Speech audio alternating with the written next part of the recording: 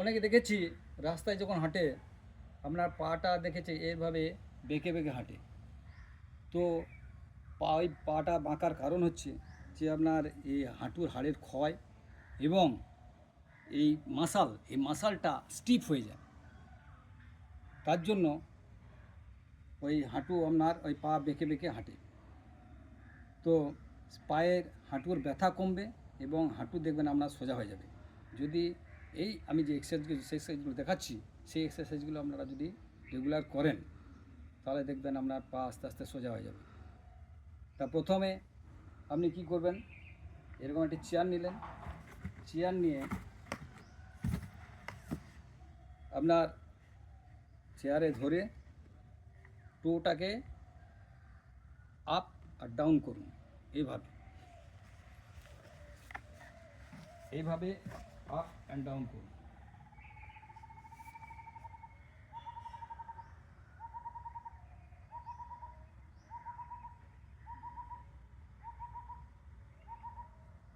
এইভাবে করলেন।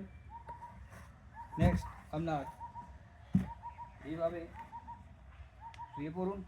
শুয়ে পড়ে আপনার যে পাটি বাঁকা আছে সেই পাটি উপরে তুলুন।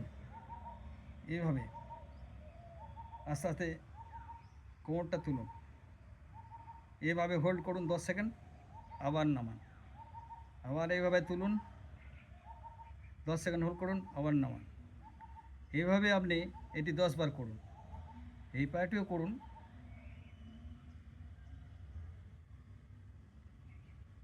এভাবে এই এক্সারসাইজটি করুন। নেক্সট হচ্ছে আপনি এইভাবে বসে পড়ুন। বসে পড়ে এক হাঁটু ভাঁজ করুন। এক হাঁটু ভাঁজ করুন। একটা হাঁটু বাঁ পাটা হাঁটুটা ভাঁজ করলেন আর ডান পাটা এইভাবে লম্বা রাখুন। লম্বা রেখে আস্তে আস্তে আপনি কোমরটা তুলুন। এইভাবে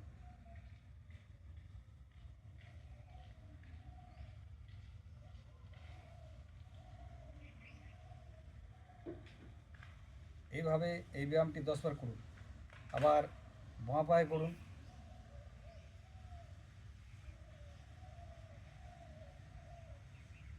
এবার দু পায়ে করুন। এইভাবে তুলুন।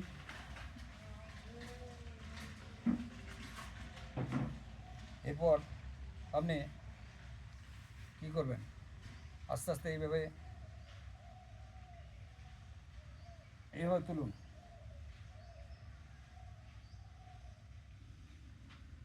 তুলে রাখুন। আবার এই পাটি তুলেন। এইভাবে হোল্ড করুন 10 সেকেন্ড, নামান। এবার আপনি দুটো পায়ে তুলুন আস্তে আস্তে। এভাবে তুললেন, আবার নামালেন। এবার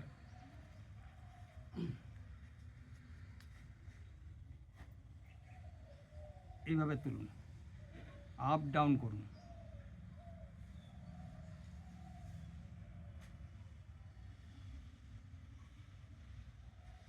এরপর এই পাটি আপ ডাউন করুন। এইভাবে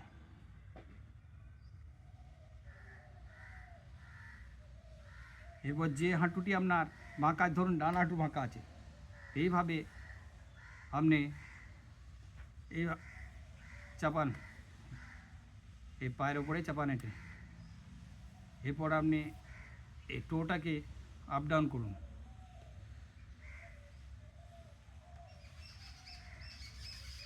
নেক্সট এই পাটি করুন। এইভাবে আপ ডাউন করুন।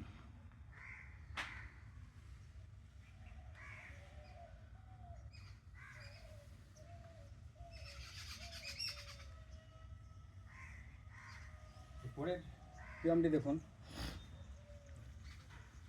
এইভাবে বসুন।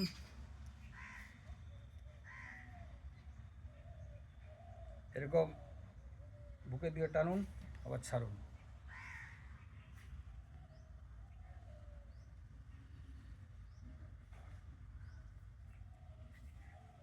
বাঁ পাটি করুন, ডান পাটি।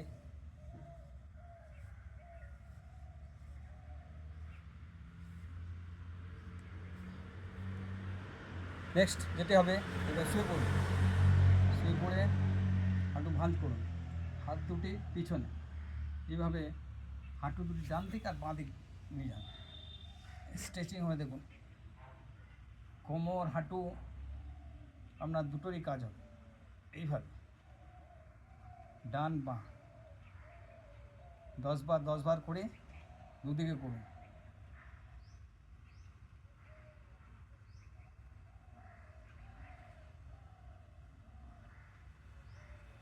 এইভাবে এই এক্সারসাইজগুলি রেগুলার করুন, দেখবেন আপনার হাঁটুর ব্যথা কমে যাবে এবং যে বাঁকা হাঁটু সোজা হয়ে যাবে। নমস্কার।